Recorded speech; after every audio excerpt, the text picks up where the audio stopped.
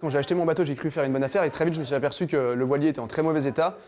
C'était un bâton d'acier, le problème de l'acier c'est la corrosion et j'ai fait plusieurs trous avant de partir. Après c'est vrai que j'ai grandi donc sur une île dans l'eau, j'ai un bon sens de la mer mais tout ce qui était voilier habitable, j'y connaissais rien en fait. Donc j'en ai fait 1h30, 2 heures en solitaire et ensuite voilà, je suis parti quoi.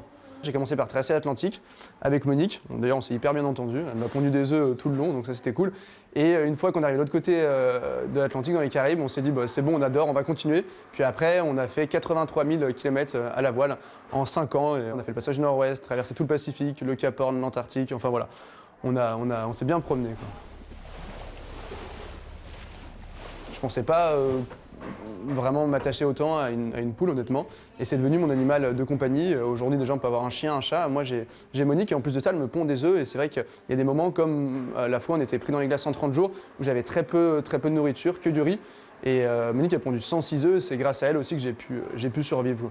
Les conditions étaient hyper compliquées avec des températures qui pouvaient descendre jusqu'à moins 60 degrés. On a eu la nuit polaire, donc c'est-à-dire pas de soleil pendant 70 jours.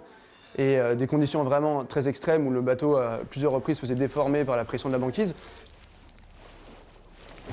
C'est vrai que plusieurs fois avec Monique, on aurait pu y passer, mais bon, on a rien lâché, on y est arrivé, quoi. C'est ce qu'on aime avec Monique, se retrouver dans des situations compliquées. On aime aussi être déconnecté, donc ça arrivait plusieurs fois, on n'avait aucun moyen de communication. Ça fait du bien de se couper du monde humain, en fait. Nous, c'est ce qu'on aimait aussi avec Monique, de vivre en harmonie avec la nature et de ne pas être branché en permanence sur son téléphone, sur les réseaux sociaux.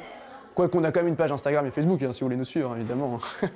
Et on a aussi la chance de voir des choses extraordinaires, naviguer avec des ours, voir des aurores boréales, des loups, des phoques, plein de choses en fait, vraiment extraordinaires.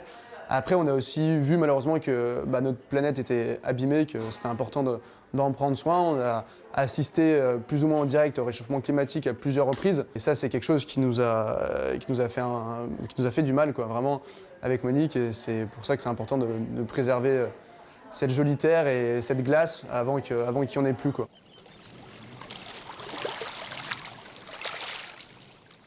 C'est l'endroit où j'ai grandi qui m'a clairement fabriqué, et puis l'éducation que j'ai eue par mon père et ma mère, mais je pense surtout à mon père, parce que malheureusement je l'ai perdu à un moment où j'étais dans les glaces, où j'avais d'ailleurs pas moyen de communication, donc c'était quelque chose de très compliqué pour moi.